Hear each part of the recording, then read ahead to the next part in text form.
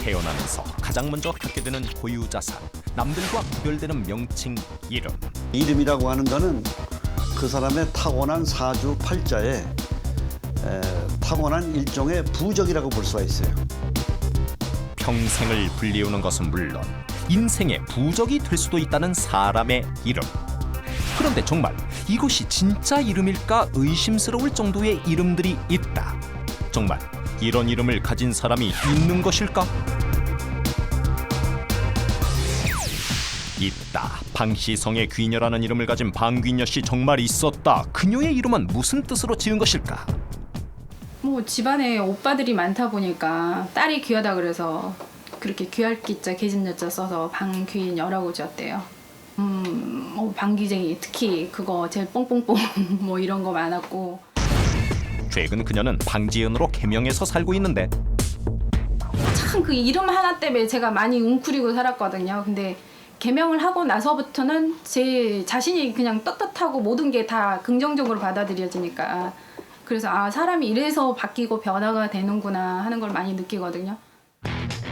이름 석자가 그의 성격과 태도, 심지어는 운명까지도 바꿀 수 있는 것일까? 사람의 이름으로 인생을 되돌아보거나 예견할 수 있다고 믿는 성명 철학. 성명학, 이름 속에 운명이 있다.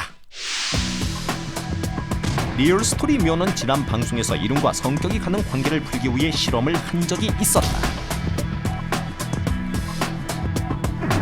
실험 방법은 성격 성명학 교수에게 일반인 5명의 신상 명세를 주고 성격과 이름을 연결짓도록 한 것인데 실험 결과는 놀라웠다. 집세고 다혈질적이고 리더십이 있고 배짱이 있고 이런 경우는 이 이름 중에서 봤을 때는 그 76년생에서 편관과 편인이 나오는 최여이란 분의 이름을 가져야지만이 그런 성격이 나타날 수 있다고 볼 수 있습니다.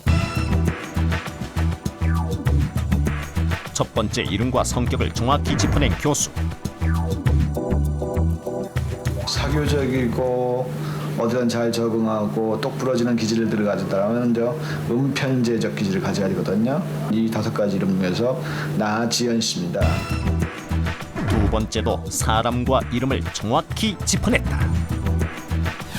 이름이 성격을 결정한다는 가능성이 어느 정도 객관적으로 느껴졌는데 혹시 이름으로 운명도 알 수 있는 것일까? 그래서 찾았다. 이름과 운명의 관계를 밝혀줄 3명의 성명학자. 이름을 일단 풀이할 때는 그 태어난 지명과 그 다음에 띠와 한문 이름을 정확하게 알으면 풀이가 가능합니다. 태어난 곳까지 두 고려한 이른바 4차원 증명 성명학자 일송. 파동역학 장명에서는 태어난 사주 운기라든지 그런 이에 소리 파동이라고 하는 파동역학적으로 모든 것을 맞춰서 이름을 지어드리는 것입니다. 들리는 소리에 중점을 둔 성명학 파동 성명학자 유진. 수리 성명학은 성과 이름의 글자에 나타난 획수를 조합해서 분류하는 법입니다. 글자의 획수로 이름을 풀이하는 수리 성명학자 정현우. 이름으로 그 사람의 인생까지 맞출 수 있을까? 2007년 자살한 여성의 이름을 의뢰해봤다. 어떤 순간에 나도 모르게 실수를 할 수 있다든지 착각을 할 수 있다든지 순간적인 어떤 그런 흐름이 급격하게 변화될 수 있는 그런 부분이 있는데 그것이 언제부터 들어가 있는고 하면은 20대 후반인 겁니다. 26세부터 25세부터 28세까지 흐르는 이 운 자체가 그러한 운기로 흐르고 있다 그렇게 나가 있기 때문에 건강관리 조심해야 된다 그렇게 볼 수가 있고요. 파동 성명학 이름풀이 일치. 이분 같은 경우에는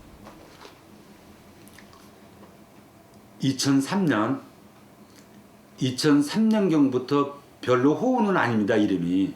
그리고 작년이나 올해 같은 때는 대변화 변동, 직업이라든가 거주지가 바뀌는 이름입니다. 그리고 올해는 시비나 다툼 또는 자기가 원하지 않았던 어떤 일로 인해서 상당히 고통과 스트레스를 받는 이름이 됩니다. 일송 성명학 이름풀이 일치. 좀 과민하다 이렇게 봐지는 거예요. 과민해서 모든 것이 신경성, 과민성 하게 되면 화병이 생길 수도 있는 거고 화병이 생기면 몸이 나빠질 수도 있는 겁니다. 수리 성명학 이름풀이 일치. 두 번째는 신경성 질환으로 사망한 남자의 이름. 이름과 성이 충돌한다는 것 자체는 중년 이후 소위 말해서 말년운을 의미하기 때문에 말년운 자체에서는 조심하는 그런 기운 자체가 들어가 있습니다. 신경이 대단히 예민하고 내 기운 자체를 너무나 어떤 소위 말해서 건강을 벗어날 정도로 빼내는 그런 기운이 있기 때문에 그 조절을 잘하는 것이 대단히 중요하다 하는 말씀을 드리고 싶습니다. 파동 성명학 일치. 다른 두 성명학자 역시 건강운을 안 좋게 얘기했는데 이번에는 연애 경험이 없는 여성이 연애운을 물었다. 이름으로서는 뭐 이렇게 이쁜 말씀은 못 드리겠습니다. 왜냐하면 반드시 이름을 이건 개명해야 됩니다. 아니 핑크빛 사이는 아주 좋은 뜻으로는 말씀을 드릴 수 있는 그런 이름은 아니라는 뜻입니다. 일송성명학 일치. 세 명의 성명학자는 이름을 보고 연애운 역시 정확히 짚어내는데 마지막으로 이름에서 사업운을 풀어보도록 했다. 뭔가 좀 이름이 시원시원한 느낌을 주지 않습니까? 그렇죠? 누가 봐도 그럼 시원시원한 느낌을 주니까 저 사람은 누구하고 선입견을 보더라도 그렇게 악한 사람 같아 보이진 않겠구나. 또 톤이 크니까 어떻게 보면은 좀 더 큰 하나의 성공할 수 있는 이름으로도 보고. 수리성명학 일치. 놀랍게도 모두 벤처 사업가의 이름에서 사업가 기질을 발견했는데 세 사람은 표현 단어 정도만 달랐을 뿐 대체적으로 비슷한 의미를 부리했다. 그런데 이름의 기운을 바꾸는 또 하나의 방법이 있다.